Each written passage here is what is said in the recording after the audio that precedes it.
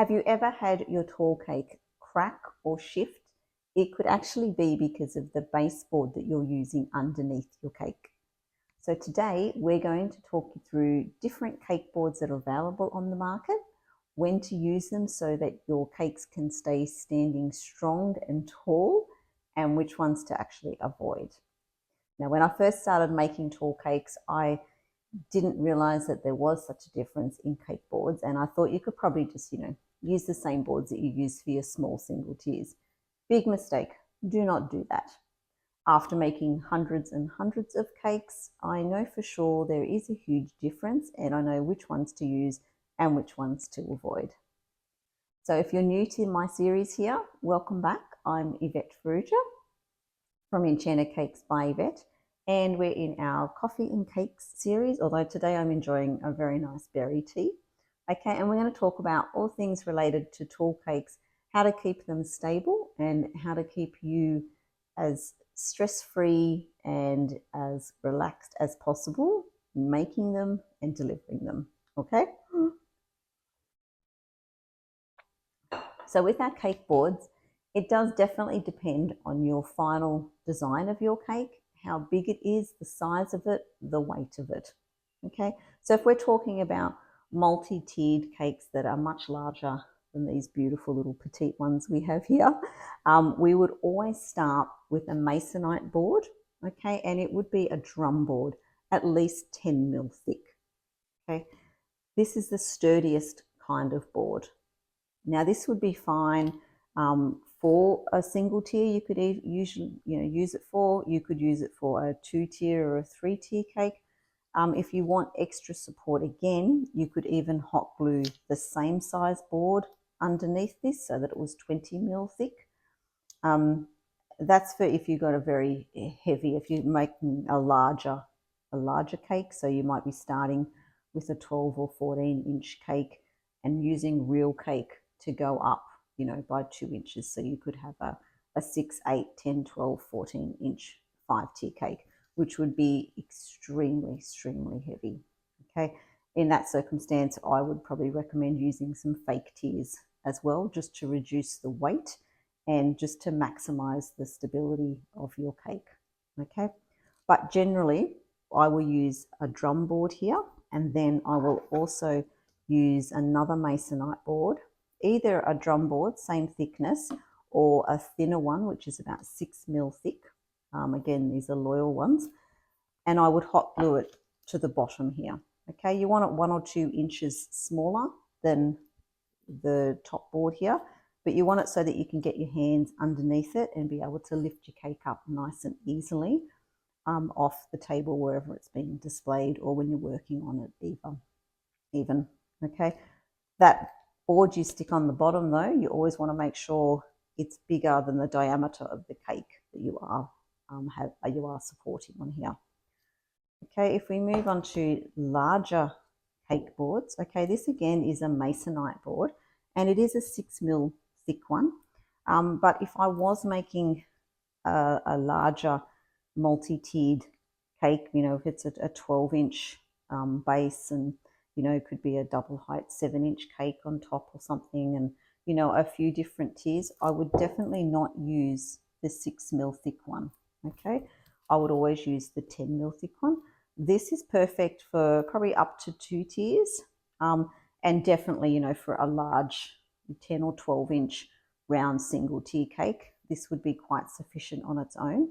For those cakes, still they are quite heavy though as well, so I would probably also put another 6 mil board, hot glue that onto the base here, just so I have the extra support of the board, okay, and 2, just so it's easier to lift off again as well.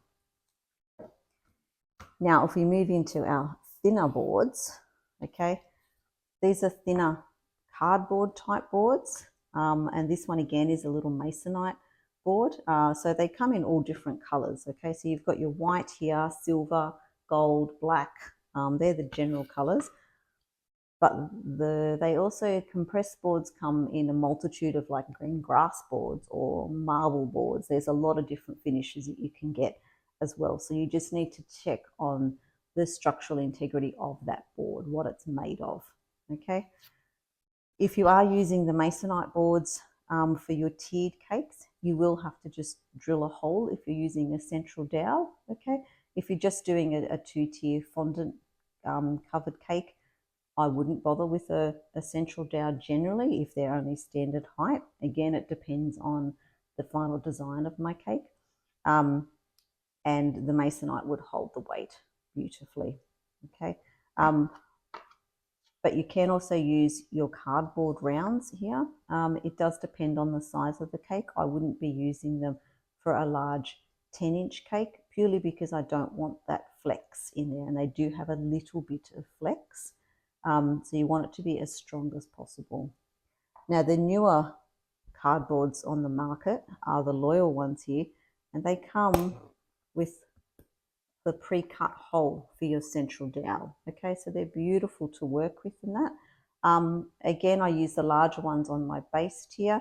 These are fine, you know, up to your 8 or maybe even your 9-inch boards, you know, as a middle tier, yeah. But again, you want to make sure you have supported it properly with your internal dowels. And again, you have to also consider the finish of your cake and whether or not these edges will be seen when you've actually stacked your cake.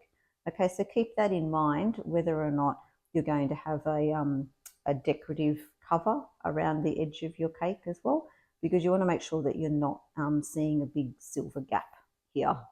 Okay, so always think through your final design and work backwards for choosing your cake boards. And lastly, we do have some of these beautiful little decorative cake boards from Papyrus & Co.